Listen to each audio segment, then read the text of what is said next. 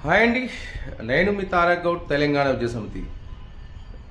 విద్యా సమితి మరియు బీసీ విద్యార్థి నాయకుడిగా నా యొక్క విన్నపం ప్రభుత్వానికి, ఏదైతే ఫీజు రియంబర్స్మెంట్ అవుతుందో ఎస్సీ ఎస్టీ ముస్లిం మైనారిటీ క్రిస్టియన్ మైనారిటీకి పూర్తి స్థాయి రుసుముని, పూర్తి స్థాయి ఫీజుల్ని ప్రభుత్వమే భరిస్తుంది. బీసీలు అంటే బీసీఏ కానీ బీసీడి, దీనిలో ఉన్న పేద మధ్యతరగతి విద్యార్థులకు కనీసం నామమాత్ర ఫీజులు అంటే 30-35 మాత్రమే ఇచ్చి, గుర్తుంచుకోవాల్సిన విషయం తెలంగాణలో 1 లక్ష పైనే ఉన్న కాలేజీ ఫీజులు, మిగతా అంతా ఆ పిల్లలు బీసీ పిల్లలే కట్టుకోవాల్సి వస్తుంది. అవి కట్టుకోలేక విద్యకు దూరం అవుతున్నారు, లేదంటే నాసిరకం కాలేజీ జాయిన్ అవుతున్నారు.